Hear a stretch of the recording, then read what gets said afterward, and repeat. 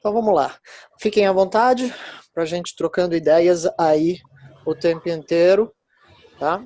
Me interrompam se for necessário. Bom, a gente vai falar sobre inteligência emocional. Logo de cara, esse primeiro slide que eu já coloquei aí, já dá esse medidor aí de como andam as emoções com o emoticon, né? E a ideia de colocar os emoticon é porque está uma linguagem super atual. E a gente falou numa vez, numa das lives, que os emoticons eles surgiram para poder dar um pouco mais de emoção para aquela linguagem digitada, né? Aquela linguagem que não era falada. Então a ideia dos emoticons surgiu para isso. Então eu quis abrir já essa live essa aula de inteligência emocional mostrando esse, esse slide aí. Como que andam as emoções? Elas variam ao longo do dia, ao longo da semana. As emoções são para isso mesmo, elas são para variar, né? Vamos primeiro falar um pouquinho do que é inteligência emocional, vamos definir um pouco a inteligência emocional, falar alguns aspectos históricos a respeito de inteligência emocional, certo? Então vamos lá. Bom, o primeiro termo, na verdade, ao invés de se chamar inteligência emocional, foi inteligência social, num artigo desse Thorndike, em 1920, faz bastante tempo, que ele se referiu à inteligência social como essa capacidade que uma pessoa teria de compreender os outros e motivar as outras pessoas, né? Então isso daqui é a inteligência social. Depois, lá em 1983, é que surgiu o conceito de inteligências múltiplas, e que inicialmente ele surgiu como sendo 7 tipos de inteligência. Né? Entre elas você tinha inteligência interpessoal, que seria aquela inteligência para você conversar com outras pessoas, e a inteligência intrapessoal, que seria uma inteligência para você conversar com você mesmo, né? Para você se auto-analisar.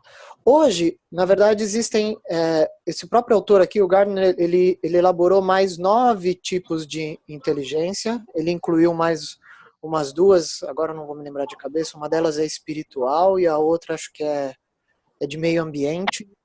Bom, mas basicamente a inteligência interpessoal e intrapessoal continuam existindo, e essas inteligências, junto com algumas outras, elas acabam formando um conjunto mais completo da inteligência emocional. O termo inteligência emocional, ele surgiu pela primeira vez num artigo de Payne, em 1985. Foi lá que apareceu pela primeira vez esse termo inteligência emocional. Mas depois esse termo acabou ganhando muita popularidade quando o Daniel Goleman ele lançou o livro dele chamado Inteligência Emocional, onde ali ele falava desse assunto especificamente e ele mostrava que a inteligência emocional era um fator importantíssimo para uma pessoa obter sucesso na vida. Então ele popularizou esse termo e acabou introduzindo também nesse livro alguns testes do QE, que é assim como a gente tinha o QI, que era a quantidade, né, de inteligência racional, o QE é essa quantidade de inteligência emocional que ele definiu. E depois dele, o termo ganhou realmente popularidade, o livro dele se tornou um best-seller, e aí então esse termo se tornou super mais conhecido. Então, basicamente, um pouquinho, isso daí é a história da inteligência emocional. Tudo bem por vocês? Joia. Então, vamos lá. Qual é a definição mesmo de inteligência emocional, né? Inteligência emocional é essa capacidade que a gente tem de reconhecer e avaliar os seus próprios sentimentos e os sentimentos das outras pessoas. Então, essa capacidade que você tem de conhecer os seus próprios sentimentos, de você entender o que você está sentindo e de você identificar isso também nas outras pessoas. Quais são os sentimentos que as outras pessoas têm, o quanto eles são diferentes dos teus, o quanto eles já foram semelhantes aos teus em alguma época da sua vida ou alguma coisa assim. E então, a capacidade também que você tem de você lidar com os seus sentimentos e também com os sentimentos das outras pessoas. Então, de novo, inteligência emocional é essa capacidade de você reconhecer os seus sentimentos e o sentimento das outras pessoas e como você lida com isso. Como você administra Isso daí. Essa é a definição de inteligência emocional. Tá? Vocês já assistiram um filme chamado Divertidamente? Não. Não assistiu ainda? Não. Tá perdendo, é um belo filme. Mas o que eu... Esse filme ele é muito bacana porque a história acontece principalmente dentro da cabeça de uma menina, e esses personagens aqui do slide são emoções. Né? Então o desenho se passa contando a história das emoções dentro da cabeça da menina. Bom, eu tenho o trailer aqui desse filme que eu queria passar para vocês, esse trailer, porque eu acho que é bacana para a gente discutir algumas coisas a respeito das emoções. Então eu vou passar aqui rapidinho, é um trailer super curto, eu vou passar o trailer aqui para vocês verem. Vamos lá.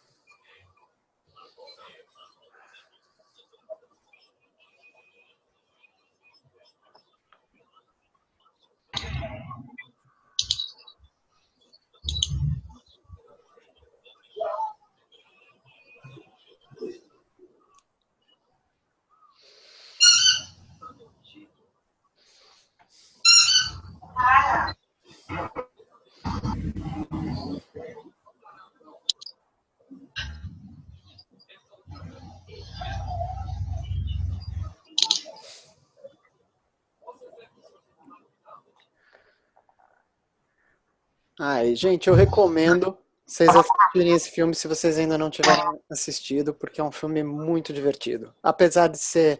Faz tempo, né, que a animação já não é mais apenas para criança, né? É divertido também para adultos. E, no caso, essa animação da Pixar é muito boa, da Disney. Bom, o que eu quero conversar com vocês? Ali, a gente tem, basicamente,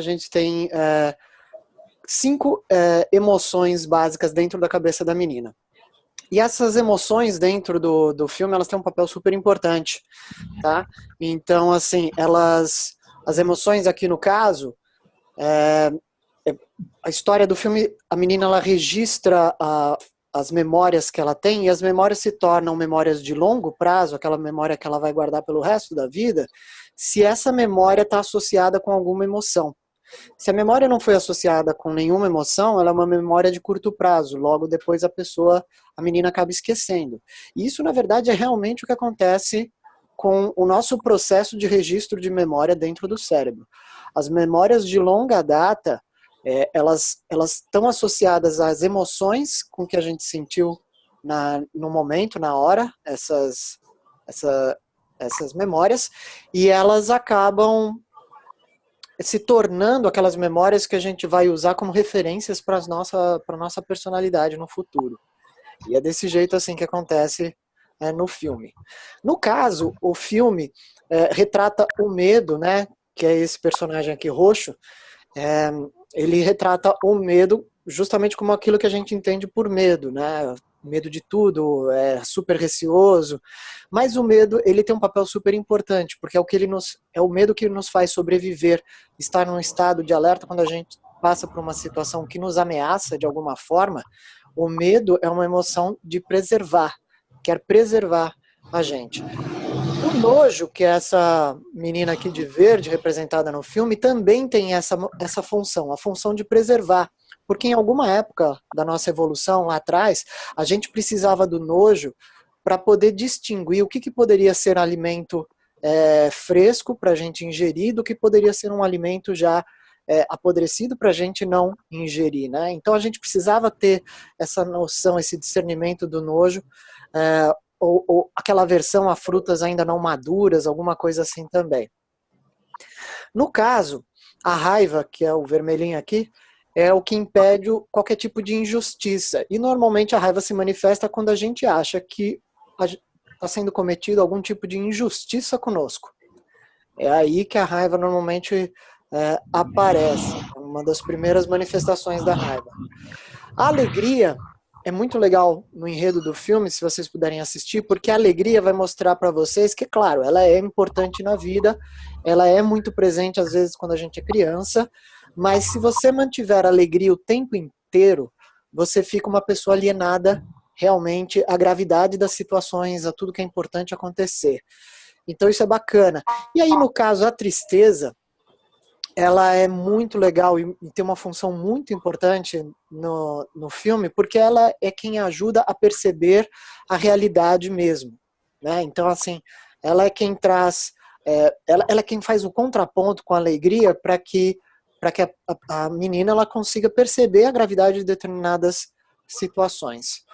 Bom, isso é mais ou menos assim um pouquinho da história do filme para vocês, vale a pena assistir, mas aqui a lição é que não existe uma emoção que seja melhor do que a outra. Né? Senso comum, se você perguntar para as pessoas, você acha que alegria é melhor do que tristeza ou tristeza é melhor do que alegria? A pessoa provavelmente vai te responder que não, alegria é melhor do que tristeza. Sim, é melhor no sentido que é melhor sentir, mas as duas, tanto a alegria quanto a tristeza, têm a sua função. E é aí que tá. A inteligência emocional é a gente perceber a alegria, a gente reconhecer a nossa alegria, reconhecer a nossa tristeza e como a gente lida com isso. É isso que é muito importante pra gente, né?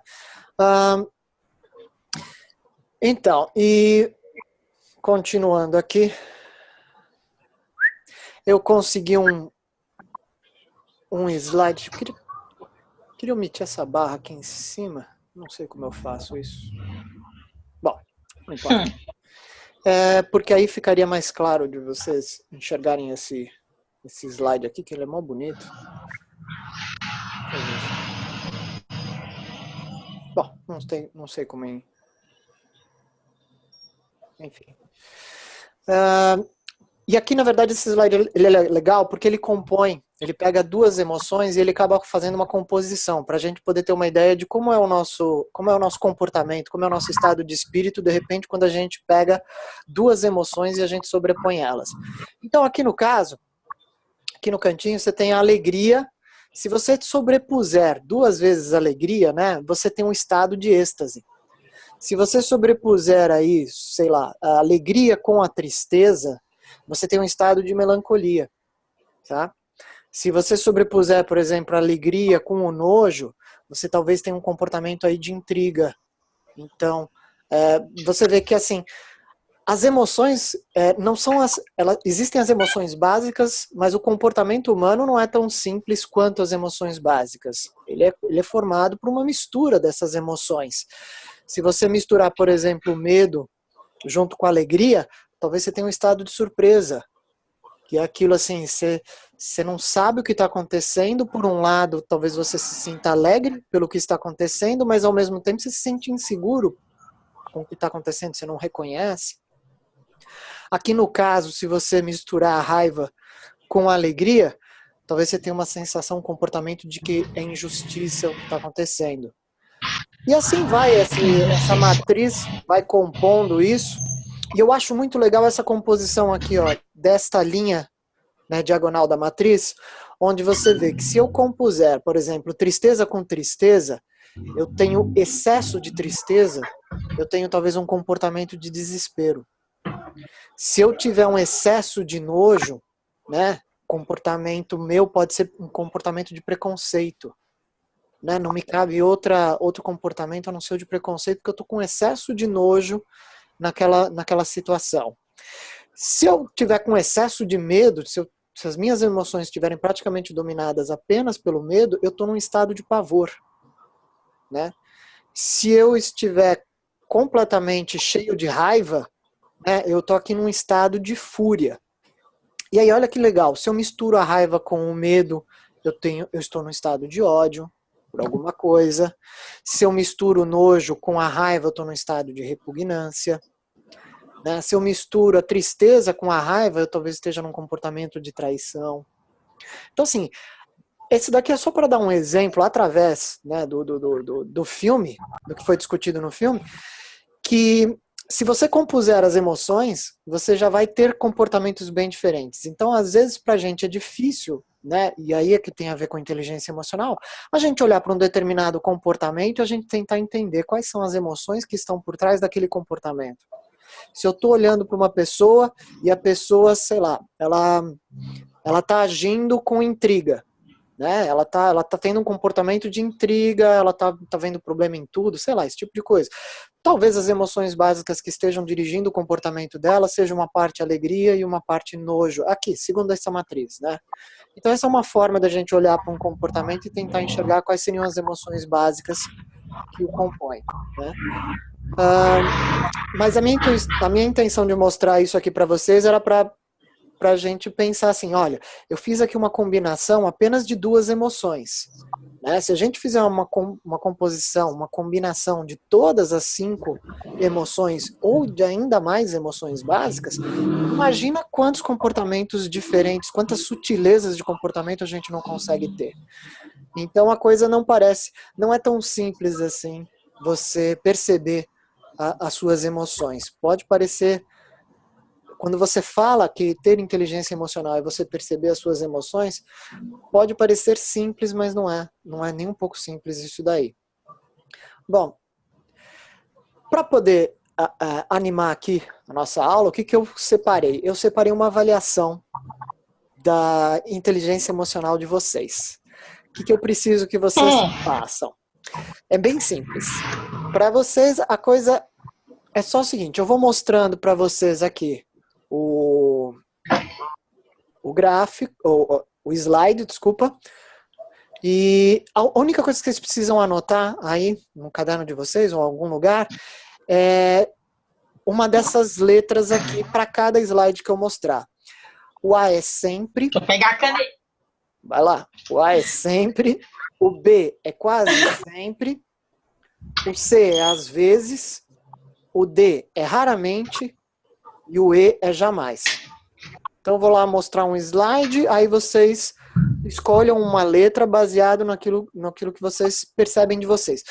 O legal dessa avaliação é o seguinte, quanto menos vocês raciocinarem, melhor é. A ideia aqui é você ouviu a situação e já tenta responder, fala, putz, eu sou assim. Quanto mais espontâneo você for na sua resposta, melhor. Se você estiver raciocinando, aquela coisa assim, o que será que seria legal eu responder? Você não vai estar sendo tão transparente com você mesmo. E a ideia é que o resultado, vocês não precisam me dizer qual é o resultado final, fica aí com cada um de vocês o resultado. Mas vamos começar. Começar lá, primeiro slide. Olá. Eu sou uma pessoa que persiste quando está frente a um novo desafio, não desistindo nas primeiras dificuldades. E aí? Você é sempre assim? Você é quase sempre assim? Às vezes você é assim? Raramente você é assim ou jamais você é assim? Próxima. Que pessoa está à frente a uma das desafios. Responde logo de cara. O que vier assim na cabeça, como bateu, fala, putz, isso sou eu, responde, que é a melhor forma de vocês responderem esse teste. Eu sou uma pessoa, próximo teste, próxima pergunta. É situação. Eu sou uma pessoa que procura se colocar no lugar do outro, sendo compreensiva em relação aos momentos difíceis de outra pessoa. Você é sempre assim, você é quase sempre assim, às vezes você é assim, raramente você é assim ou jamais você é assim. Bom, respondeu. Próxima. Eu sou uma pessoa que consegue manifestar suas emoções de acordo com as pessoas, situações e momento oportuno. Sempre, quase sempre, às vezes, raramente ou jamais. Bom, respondeu? Foi. Próxima. Eu sou uma pessoa que consegue controlar suas emoções, mantendo a calma nos momentos difíceis. Sempre, quase sempre, às vezes, raramente ou jamais. Anota aí a letra correspondente. Próxima.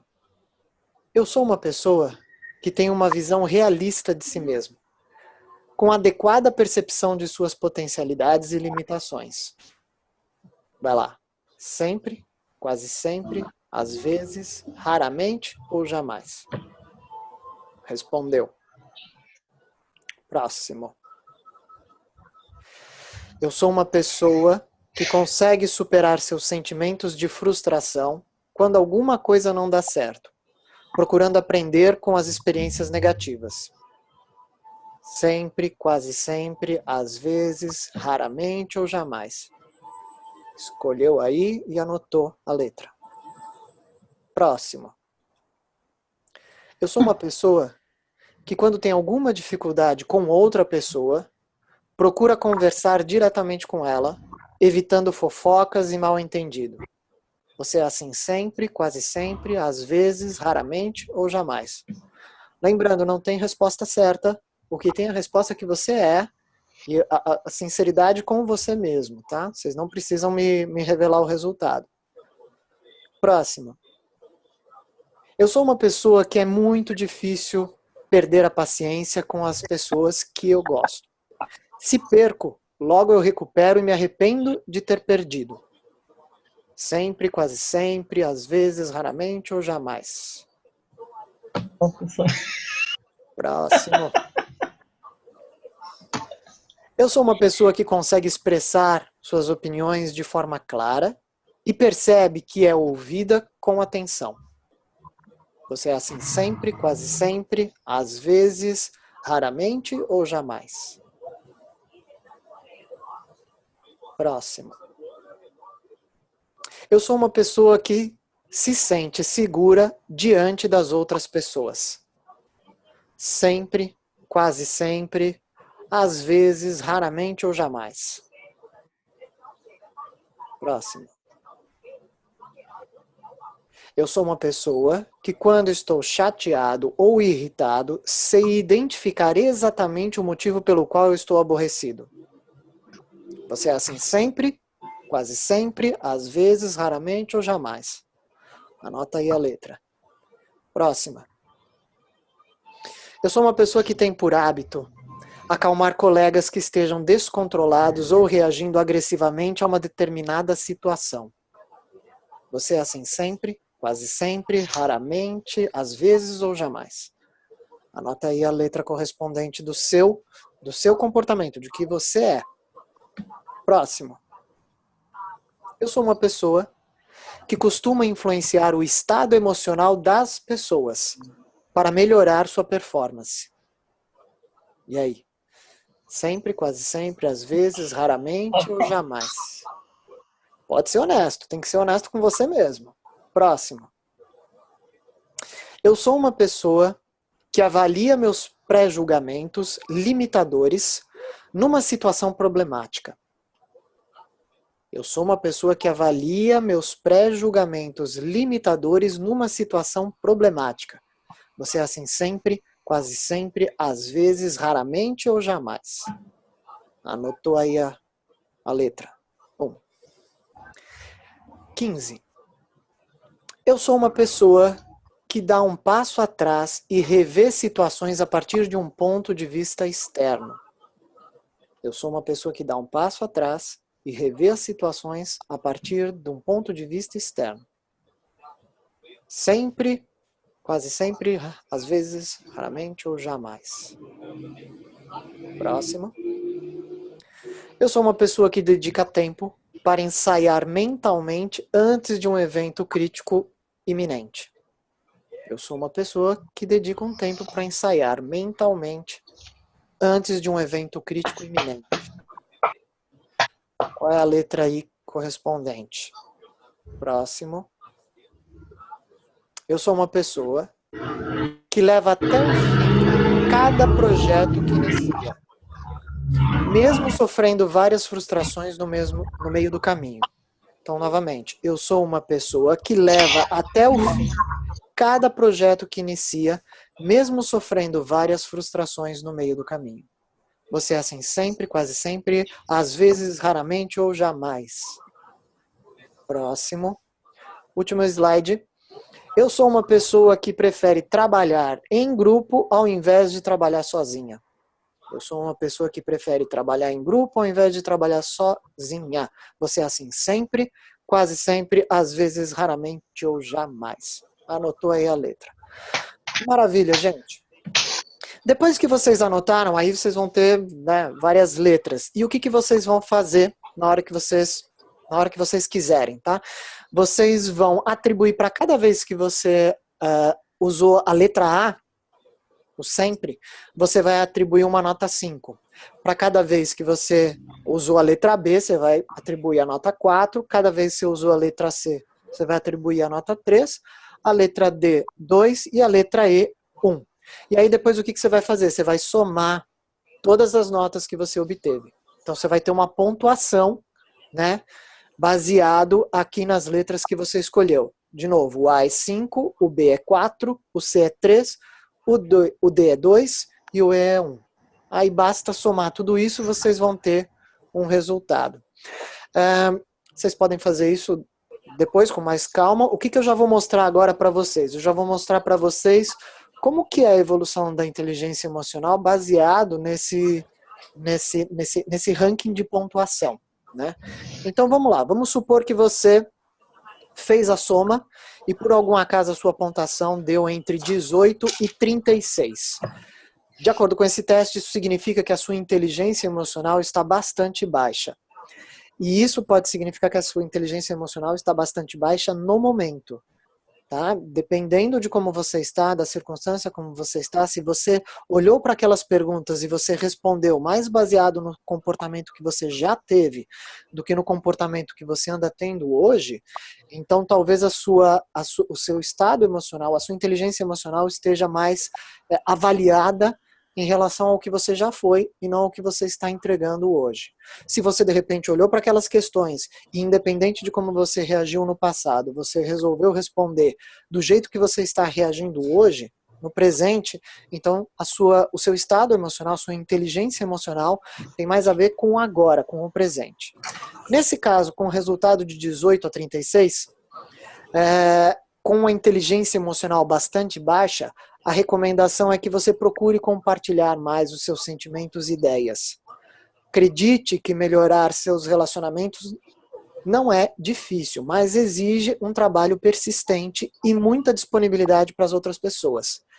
Procure aprender com todas as experiências, mesmo que sejam negativas, evitando repetir situações que promovam frustrações. Essa é a recomendação aí. Próximo é, se o seu resultado deu entre 37 e 54, significa que a sua inteligência emocional está baixa. E aí a recomendação ainda vale, que seu grau de empatia e relacionamento ainda não está bem desenvolvido. Procure ouvir mais pessoas que tenham experiência e conversar com amigos de confiança para expor suas opiniões. Isso daqui é importante, amigos de confiança. Tá? Saiba gostar até mesmo de particularidades que outras pessoas apresentam e que você critica. Tente entender o que é que outra pessoa, de repente, tem de particular que você não gosta, mas que outra pessoa gosta. Né? Isso é bacana. Se o seu resultado já deu entre 55 e 72, a sua inteligência emocional ela já é desenvolvida, mas ela ainda precisa, né, progredir um pouco mais, deslanchar um pouco mais. Então a recomendação aí nesse caso é que você converse um pouco mais consigo mesmo. Ouça o que os outros dizem com sinceridade de você. E aqui, de novo, tem aquele cuidado. Cuidado com quem você vai pedir opinião ou feedback. Tá? Tem que ser pessoas que você realmente acredita que queiram o seu melhor, ou pessoas que estejam bem intencionadas em te dar a opinião a seu respeito. Treine os seus sentimentos de empatia e aprenda a observar com mais respeito os defeitos das outras pessoas. Tá? Por aí você vai conseguir desenvolver ainda mais a sua inteligência emocional. E se o seu resultado for entre 73 e 90, a sua inteligência emocional ela é bastante desenvolvida. E aí, nesse caso, você não deve ter muitas dificuldades para fazer amigos, nem se relacionar com outros de forma bem harmoniosa e produtiva. Se você aprender a observar atentamente as pessoas, poderá desenvolvê-las ainda mais. Então isso daqui é muito importante quando a gente trabalha com outras pessoas também. Tá? Então essa é basicamente aí a escala dos resultados, depois vocês fazem aí a soma e vocês veem onde vocês se encaixam e essa recomendação aí que vocês podem fazer para melhorar.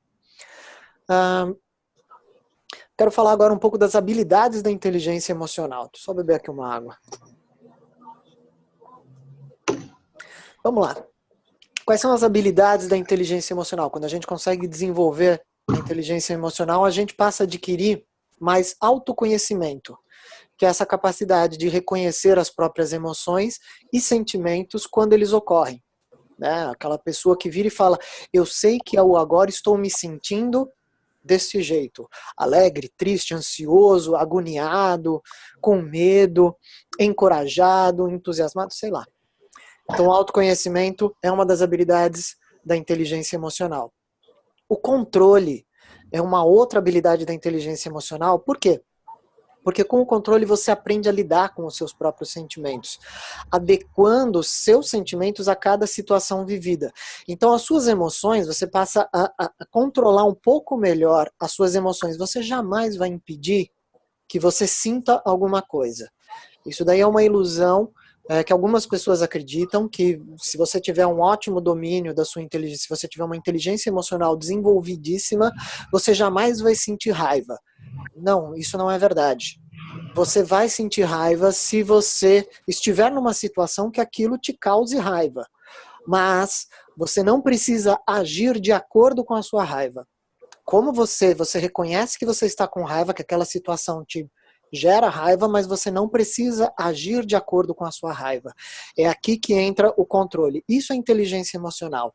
É o que você faz quando você reconhece como você está se sentindo. Tá? A automotivação é outra habilidade da inteligência emocional. Por quê? Porque aí você pega as suas emoções e você direciona elas a serviço de alguma coisa, de algum objetivo que pode ser produtivo. Como no caso sua realização pessoal ou de repente uma realização profissional. Então, por exemplo, no caso aqui eu falei da raiva. Se eu entendo que eu estou sentindo raiva e se eu consigo controlar o meu comportamento perante a minha raiva e direcionar essa energia para alguma coisa que talvez seja produtiva, eu consigo direcionar essa energia para ela não me causar nenhum mal, mas para ela me trazer algum bem. Então vamos supor, isso é uma coisa que eu particularmente, o que eu gosto de fazer. Quando eu tô com raiva, eu gosto de ir pra academia treinar. Quando eu tô com raiva, é muito bom ir lá pra academia treinar. Por quê? Porque é quando eu faço os meus melhores treinos. É uma forma que eu tenho, que eu aprendi, que eu pego essa minha energia e eu direciono ela para ela, pelo menos, ela trazer algum benefício físico para mim. Então isso é um comportamento, uma estratégia minha que também me ajuda a me manter em forma. Isso é bacana. A outra habilidade de inteligência emocional é o reconhecimento de emoções em outras pessoas. Isso daqui é empatia. Tá? É quando você reconhece as emoções nas outras pessoas também. Então aí quando você olha para alguém e você fala, a pessoa não me disse, mas eu tenho quase certeza que a pessoa está se sentindo desse jeito. Então, tanto quanto melhor você for nesse feeling de perceber as emoções da outra pessoa, mais você vai ter desenvolvido a sua habilidade de reconhecimento de emoções. E por sua vez, a habilidade de aptidão social, ela é uma habilidade que é extremamente valiosa para a harmonia dos relacionamentos interpessoais. Então aí faz com que, se você tiver uma aptidão social, você consegue entender você consegue reconhecer não só os sentimentos das outras pessoas, mas você sabe como você deve agir perante o comportamento das outras pessoas. Então essa habilidade ela é importante, porque na interação com os outros indivíduos, você vai usar de outras competências para você tornar a sua interação com aquele indivíduo melhor, harmoniosa, produtiva, respeitando os seus sentimentos e respeitando os sentimentos da outra pessoa. Tá? Então essas são as habilidades da inteligência emocional. E aí o que a gente ganha com isso, olhando um pouco para o ambiente de trabalho, né? Para quando a gente vai trabalhar com outras pessoas. Se eu pego o autoconhecimento, controle, automotivação, reconhecimento social e aptidão social, onde eu consigo aplicar isso bastante bem? Eu consigo aplicar isso na organização de grupos, né? Porque é uma habilidade essencial de liderança. Se eu quero, de repente, comandar uma equipe, eu tendo autoconhecimento, controle, automotivação, reconhecimento e aptidão social, eu sou uma pessoa que consegue organizar esse grupo de pessoas e transformá-lo numa equipe produtiva, distribuindo para cada pessoa o que elas poderiam fazer de acordo com os próprios sentimentos delas. Né? Então isso daí eu consigo criar engajamento e eu consigo coordenar as pessoas. Eu sou uma pessoa que consegue fazer negociação de conflitos com soluções. Tá? Isso é uma característica de mediador, aquele tipo de pessoa que olha para uma determinada situação de atrito, de conflito, e ele fala, pera, calma, vamos avaliar o que pode ser feito e vamos chegar numa solução prevenindo e resolvendo esses conflitos. Eu sou uma pessoa que consegue aplicar a empatia, essa capacidade de identificar e compreender os desejos e os sentimentos dos indivíduos, e aonde isso é bacana. Vamos, por exemplo, pensar, se eu sou uma pessoa que quero trabalhar na área comercial. Se eu tiver uma boa empatia, se eu tiver uma empatia forte com os meus clientes, eu vou saber o que eles querem.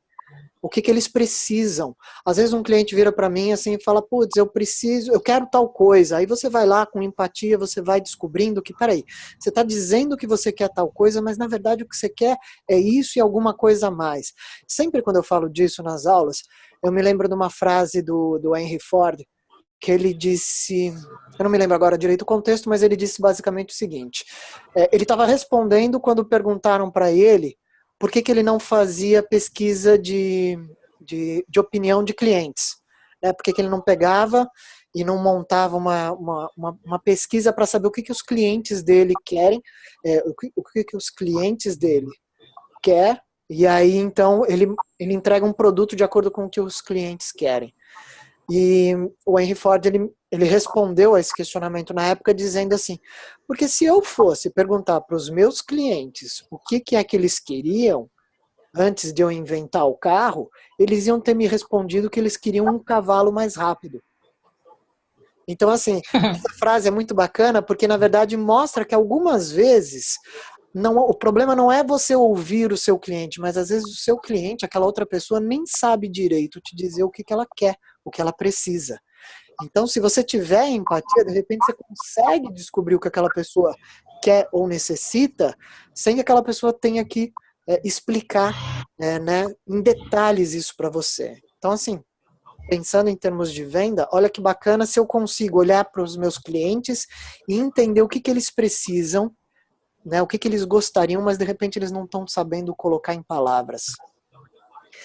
E por sua vez a sensibilidade social aí, se eu tiver essas 5 habilidades da inteligência emocional, eu consigo desenvolver uma sensibilidade social, que é essa capacidade de eu identificar os motivos das outras pessoas, o que move as outras pessoas, o porquê elas fazem, o que elas fazem, o que elas são do jeito que elas são.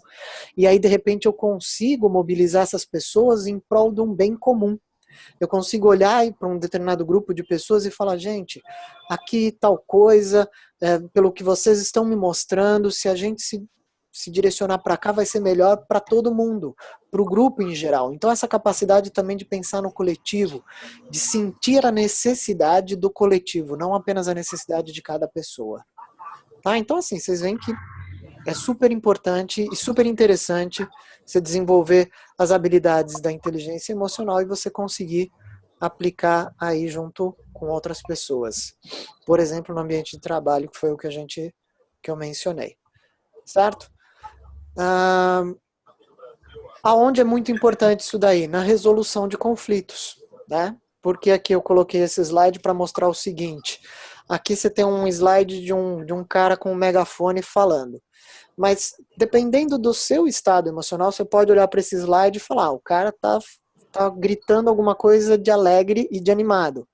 Dependendo do seu estado emocional, já tem pessoas que vão olhar e vão falar, não, ele está gritando alguma coisa agressiva. Né? Então, assim, o que acontece? Acontece que, dependendo de como eu vejo uma imagem ou recebo uma informação, eu interpreto aquilo também de acordo com as minhas emoções, de acordo com como eu estou me sentindo. Então, eu olho para essa imagem, se eu estiver me sentindo, de repente, com medo, talvez eu olhe para essa imagem e o comportamento que eu tenho, a impressão que eu tenho dessa imagem é que esse cara está sendo agressivo, porque eu estou com medo, de repente. Né?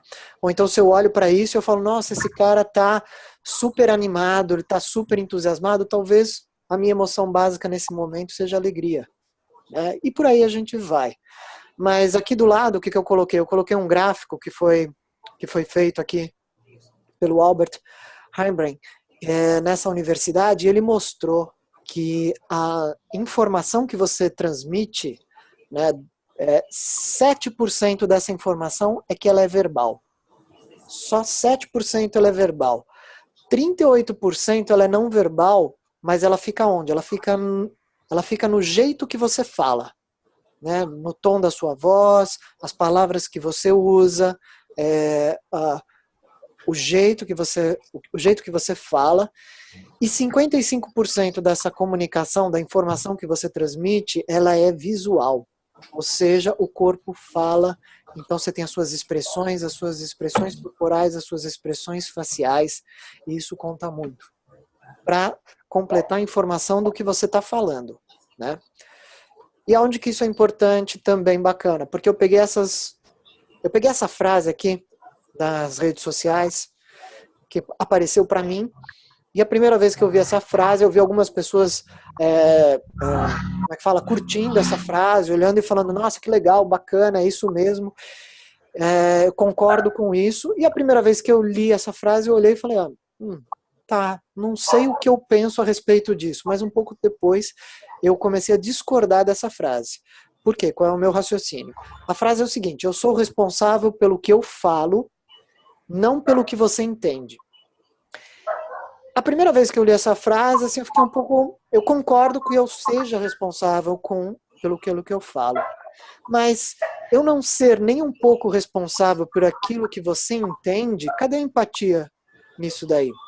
Cadê essa minha habilidade de sensibilidade social se eu simplesmente sou responsável por aquilo que eu falo e eu não estou nem um pouco preocupado com o jeito que você entende aquilo que eu falo? Então aí, quando eu comecei a raciocinar assim, eu virei assim e falei, eu não concordo com essa colocação. Eu acho que ela é uma colocação que faz com que a gente seja mais egocêntrico, individualista, no seguinte sentido.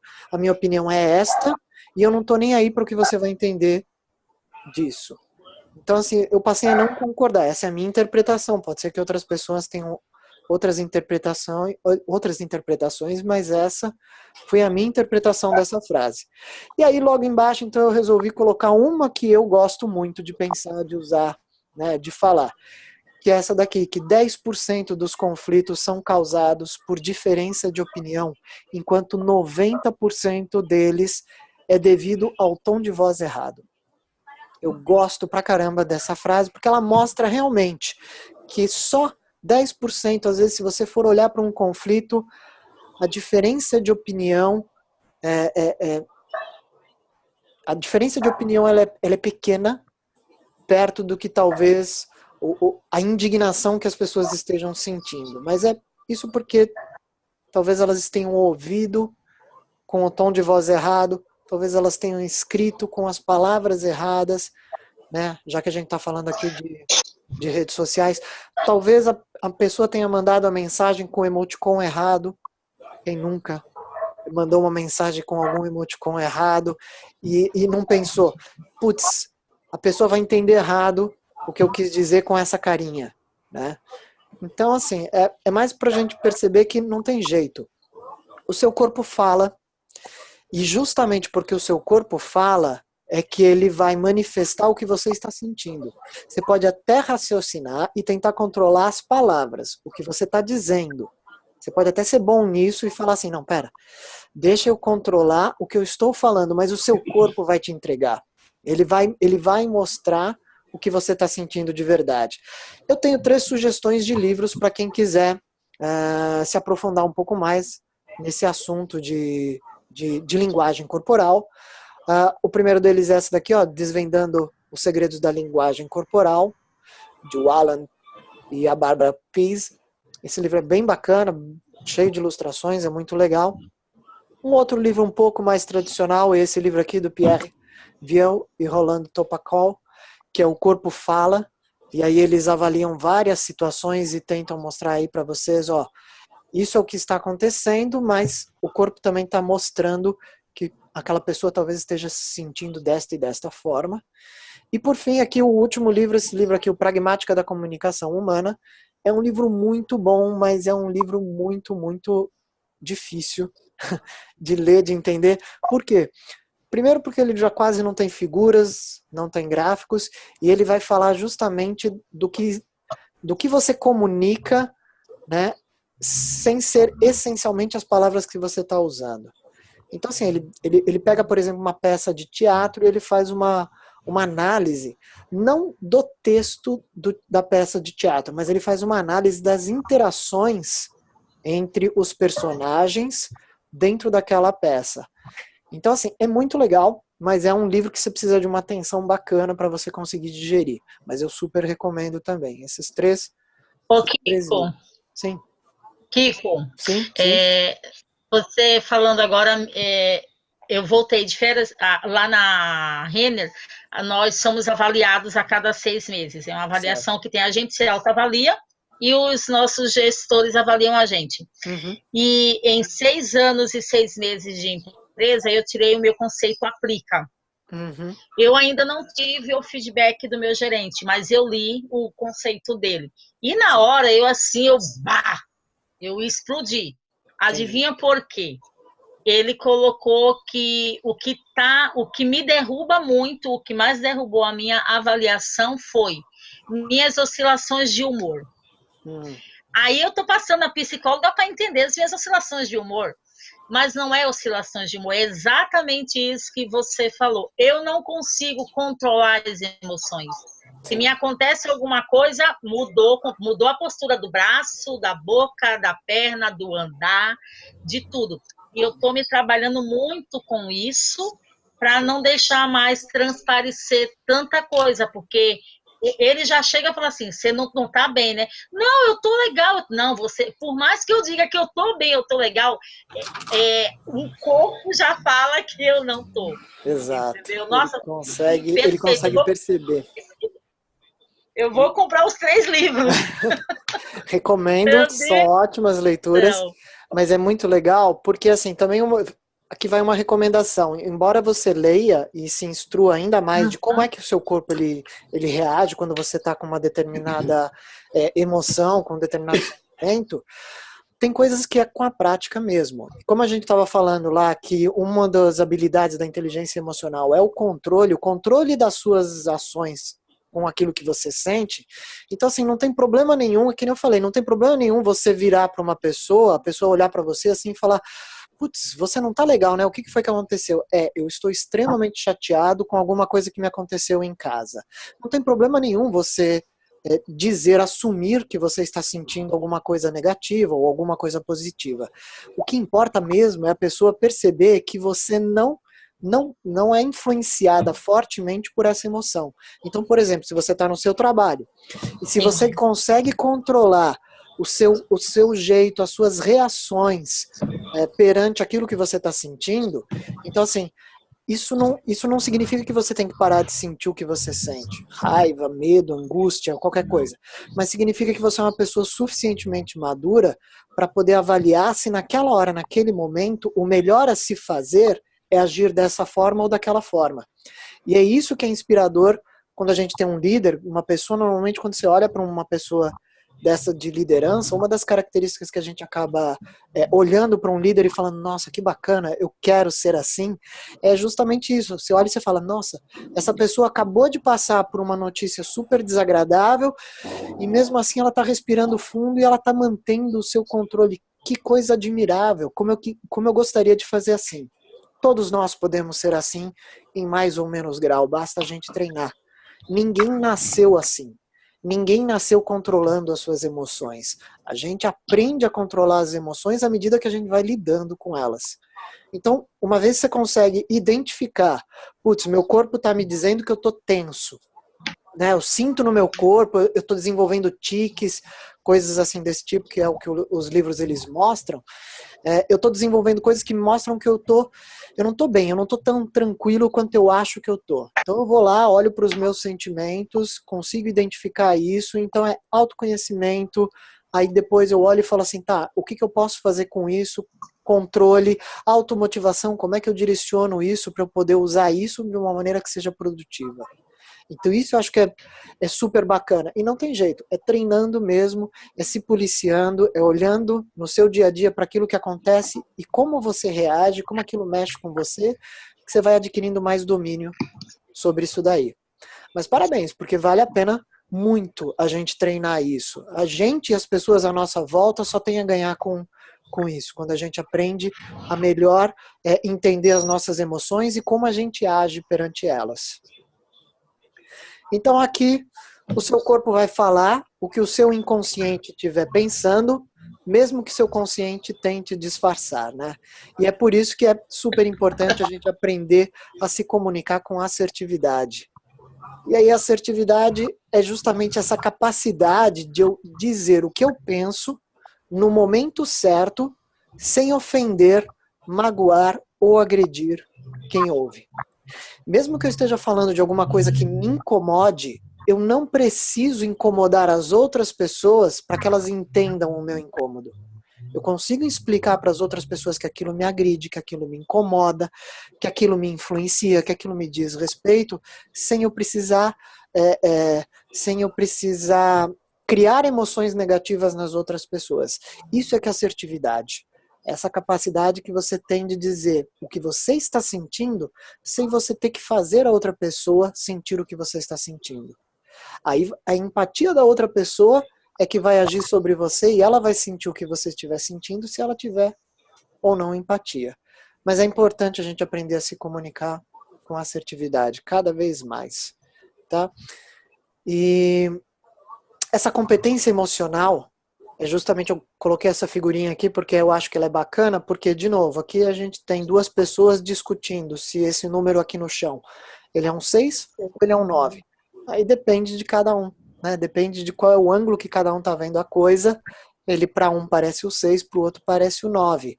Então, assim, quando você tem empatia, você consegue se projetar e se colocar no lugar da outra pessoa e pensar, puxa, a outra pessoa deve estar vendo um 9 a partir do ponto de vista dela. Eu vejo um 6, mas ela vê um 9.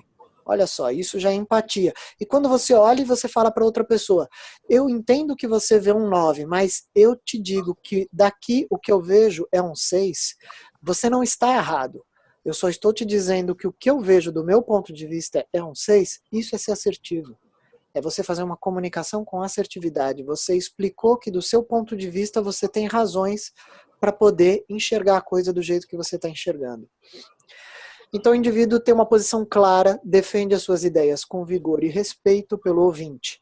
Fala sem ofender. E nisso daí a gente consegue melhorar a capacidade de expressão e a imagem social, como as outras pessoas enxergam a gente.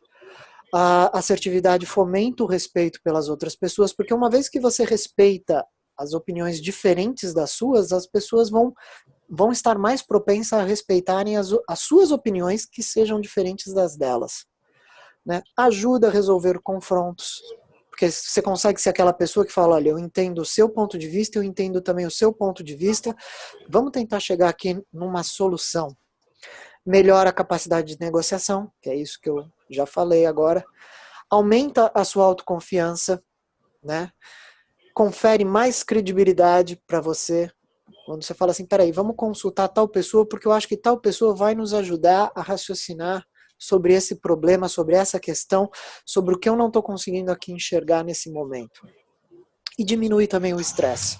Diminui demais o estresse, porque você não projeta na outra pessoa aquilo que é seu. Seus medos, suas angústias, suas frustrações, suas raivas, suas inseguranças, né? Então, é muito melhor porque você diminui o estresse e o estresse dos outros sobre você. Então, assim, assertividade é uma coisa que a gente desenvolve também com a inteligência emocional. E aí, na negociação de conflitos, e aqui essa parte é muito importante para quem trabalha com outras pessoas, ambiente de trabalho, negociação de conflitos é uma coisa extremamente valorizada, né? Então, assim, todo conflito ele acaba tendo um lado positivo, ele acaba sendo uma oportunidade de aprimoramento. Ele é uma oportunidade de conhecimento, de você entender alguma coisa que não estava previsto para acontecer e por isso, de repente, que gerou um conflito. E tentar encontrar uma solução onde as partes envolvidas consigam ganhar. Né? Ganha-ganha e não o perde-perde ou ganha-perde. Não necessariamente eu perco porque o outro ganhou ou não necessariamente eu ganho porque o outro perdeu. Para negociar, é preciso inteligência emocional mesmo. Muita, porque aí entra empatia, a habilidade de entender o sentimento dos outros, os seus próprios sentimentos e tudo mais. E como colocar isso sem piorar o conflito, né? Sem adicionar mais ainda problemas para os conflitos. Então, quem tem habilidades de negociação, normalmente é uma pessoa paciente, consegue ouvir a outra pessoa sem interromper, deixa a outra pessoa terminar o raciocínio dela e depois que a outra pessoa concluir o raciocínio dela, vira e fala, então agora é minha vez de me colocar agora o que eu vejo, como eu vejo as coisas. Usa da racionalidade, bastante da racionalidade, para e pensa no que vai falar, como vai falar, sabe que o corpo se manifesta, sabe que se de repente colocar aquilo num tom de voz errado, vai acabar dando uma interpretação errada. Tem um excelente senso de justiça. Por quê? Porque é uma pessoa que busca sempre o ganha-ganha, não quer prejudicar ninguém, quer apenas o que é justo, né? E entende as diferenças. Entende, é uma pessoa que consegue entender as diferenças. Então, essas são as habilidades de pessoas que tenham uma inteligência emocional bem desenvolvida junto com uma assertividade, essa capacidade de se comunicar bem. E aí, então, conseguem resolver os conflitos. Isso é muito bom, muito valorizado. E, por fim, chegamos aqui no fim dessa aula. Perguntas? Quando vai ter de novo? Quando vai ter de novo? Ah, putz, eu fico lisonjeado. Fico extremamente lisonjeado com isso. Quando a gente chega no final de uma aula, alguém vira assim e fala, quero de novo, outra vez. Quando é bom, a gente quer. Tem que ter todos os dias, de segunda a sexta. Que bacana, que joia, putz. Aí, os horários, não dá para ser todo dia. Não, tem que ser todo dia. Todo dia, todo conhecimento é bom. Principalmente quando o mestre consegue passar de forma clara e objetiva, que faz a gente entender e refletir. Ah, putz, muitíssimo obrigado, gente. Exatamente. Nossa, eu adorei hoje. Me fez entender muito a avaliação que o meu gerente me deu. E realmente, algumas coisas que você falou aí, eu me vi trabalhando lá. Falei, cara, eu sou isso. Então, assim, ajudou muito. Já não estou mais com raiva dele. Já não vou mais o dia todo. Porque isso significa, talvez, Thalita, que você está me dizendo que agora você entende um pouco o ponto de vista do seu gerente também. Sim. Então, olha que bacana, é você se colocando no lugar dele, você sendo empática com ele. Isso é que é legal, isso é que é bacana. Você fala, eu entendo. Eu estava o dia dele. Eu entendi. Eu entendi. Gente, eu fico muito feliz que vocês tenham curtido essa aula, que ela tenha sido proveitosa. O que me deixa mais animado, mais motivado para poder fazer outras, para montar outras aulas e tudo mais. Então, eu agradeço de coração aí pelo feedback de vocês. O que vocês acharem que